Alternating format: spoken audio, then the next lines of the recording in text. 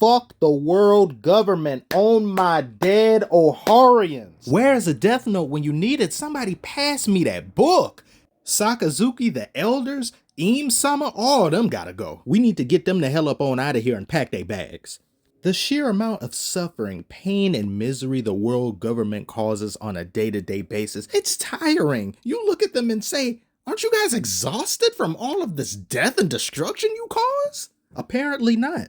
Last chapter was surprising. There were things in there that just made me go like, I'm scratching my head. But this will keep YouTube bank accounts extremely high. I know YouTubers are out here, oh yes, content for me to make for weeks.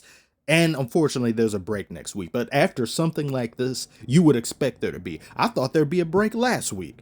Now, on top of being menacing and looking like something that crawls around in Satan's basement, Saturn is hacks. He exploded the head of a fodder, and I assume he did something of the same thing to Sanji. The only difference is because Sanji isn't fodder, this just damages him. I don't know just how much damage, but clearly enough to make my boy fall over, wince in pain and blood to come out of his mouth and nose and things. So this implies this could be something kind of like a Conqueror's Haki almost, and it's way, way worse because you get knocked out, you're dead, you're gone, you're out of here. Now, I don't know if this is Conqueror's Haki. If this is, then that just shows you how damn big the levels are with it, but I don't think it is. It could just be tied to his fruit specifically. The man came from out of the ground, like it's just a hellish demon, and he's also healing his injuries upon getting stabbed almost instantaneously. What is that? What is he? What is that? I don't know what to make of this. He is definitely a problem, but I think he's more hacks based than actual raw strength. And when you've got a villain like this that throws hacks around left and right, dealing with him is not going to be easy. Even if our man Luffy was still up, it doesn't look like he's unconscious, but he's just old and out of here. Why he can't restart himself like he did on the rooftop against Kaido and just force Gear 5 back on, I don't know. The narrative and the plot just doesn't call for it.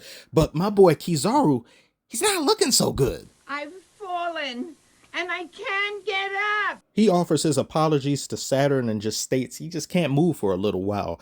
There's people saying what Luffy hit him with when he hit him in the head was Conqueror's Haki. And that was the only attack that he did infusing Conqueror's Haki.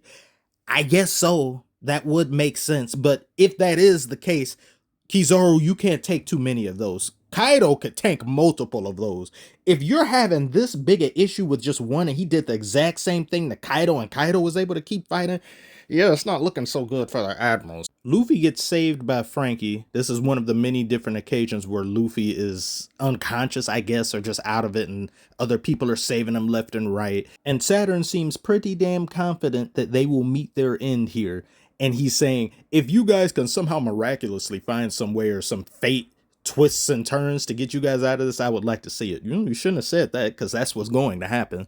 And is Vegapunk's tongue just always going to be out? How does he talk with that? Is he pedaling? Just all the time.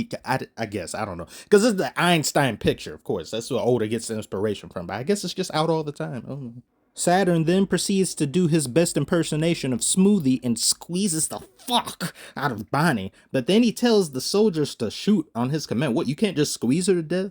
He does this only after Bonnie once again says, oh, you killed my father. He's like, oh, Kuma? Oh, he's blah, blah, blah. And then we get to see this backstory that we have been pining away to see. And something that we've been wanting to see far more than that is the God Valley flashback and what goes on with that. And we're going to get both of those things at the same time.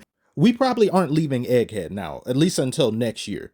If this is something similar to the Odin flashback, we are going to be here a while, but I do not care. Bonnie joining the Straw Hats, to me, looks more and more likely. Some others have said this as well.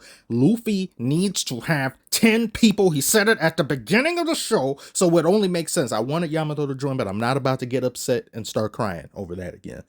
It looks like she's going to, just based upon her wanting to bring the Celestial Dragons down for what they've done to Kuma. She's seen his backstory. She knows what type of scum these people are. It wouldn't make sense necessarily for her to just go and do something else and then the crew continues about their merry way. Why don't you come with us? Her crew really isn't a thing anymore. I don't think so. They got captured or whatever, and her ship got swallowed up. Everything has conveniently been moved out of the way for her to join. And we see how Kuma told her about the stories of Nika, and he's warrior of liberation, bringing smiles to everyone. The dude that's Nika's right there. This is Nika. Join Nika's crew. It just makes sense. And we see this terrible backstory. Oh my God. Oda kills it with the backstory. So sad, so egregious, man. You get shot for singing?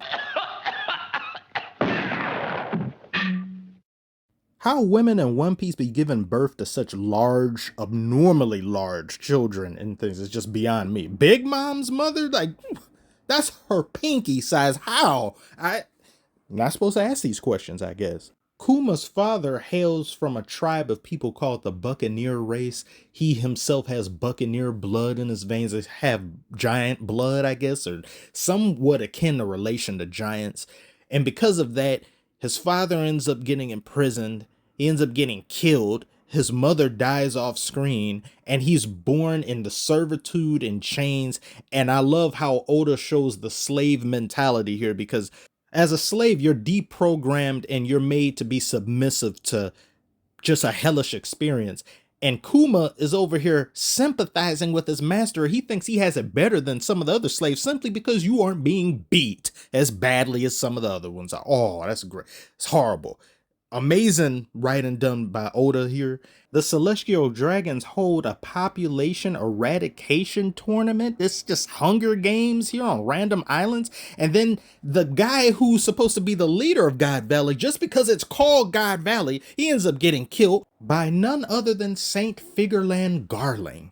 This man is handsome. He's beautiful. And I don't like it. That's already enough reason to hate on him. Shanks himself has Figarland blood in his veins, so he hails from this family. It's not confirmed yet if this is Shanks' father or not, but after the Zoro nonsense on Wano with that Shimotsuki guy, and people say you look like, I'm gonna wait. I know there's people power scaling him and all over the place. One Piece, a very weird community. A character shows up and does a thing, he starts getting power scaled even though we've never seen any real feats or seen that person in action. And we'll also get to see Roger, and we'll also get to see Zebek. At least I'm hoping Oda gives us the full-on 101 with this, and he goes truly in depth, and we don't have to leave from here anytime soon. If Oda actually ends up doing this, I will be highly shocked, because he likes to do little bits and pieces, because we only saw the little beginning of this towards the, like, months and months ago of Egghead, and now he's showing us this. We'll get to see them finding Shanks in the treasure chest. We'll get to see why Roger and the crew, as well as Garp, are defending the Celestial Dragons, why Roger himself would want to do that. How the hell bad was Rox D. Zebek? He must have been the devil himself for Roger to want to team up with Garp and protect scum, these ghouls that are the Celestial Dragons. He had to have been. I can't wait to see more, except it's break next week. And the biggest revelation in this chapter, perhaps, out of all of these things that are already big enough, is a young Emporio Ivankov and the slave girl named Jenny, who a lot of people are saying that's Luffy's mom. I think that is Luffy's mom. If it's not Luffy's mom, like, what the hell, Oda? He likes to play with people's emotions. This is Luffy's mom. I don't care. It makes sense. Eating meat. Our man loves meat. Pause. Who else would this be? And they could not go the rest of the show, and by they, I mean Oda, of course. He cannot go the rest of the show without acknowledging the existence of a mother for Luffy. You just can't do that. You did that with Kaido. I didn't like it when you did that. Like, I mean, no, you didn't do it with Kaido. You did it with Yamato. So, okay, whatever. People were thinking it was Black Maria. I don't know. I don't think so. And now we have this person here. This has to be his mother. Them being saved is probably why Dragon shows up to see Roger's execution. A friend of mine mentioned that this could have very well have been a marine dragon, and he sees the fuckery that goes on here, and then he defects from the Marines. Like, great, excellent explanation. Maybe that's so. We may not be coming back to present day Egghead for some time. I hope that we don't, because I want all nooks and crannies of this to be explored. It probably isn't all the way, but I want most of it to be explored, of course. And by the time we do come back, maybe Kuma himself will appear, or that giant robot that activated at the sound of Luffy's heartbeat with the Gear 5 drums will play a part in their ability to get out of here. One or the other, or both of them at once. It's just, this was an amazing chapter. I have no complaints with the chapter. This is a 10 out of 10 chapter to me. It's like a 9 out of 10 or 10. There's nothing to complain about, so it's 10 out of 10 to me. Great. Happy to have read it. Can't wait to see more. One Piece really pisses me off sometimes with the things that get done, but I love the show. It's one of my favorite stories of all time. So what do you think about this chapter? Is this 10 out of 10 chapter? You think some other things could have been better? Do share your thoughts below. I thank you so much for watching, and I will see you later. And it won't be too long this time.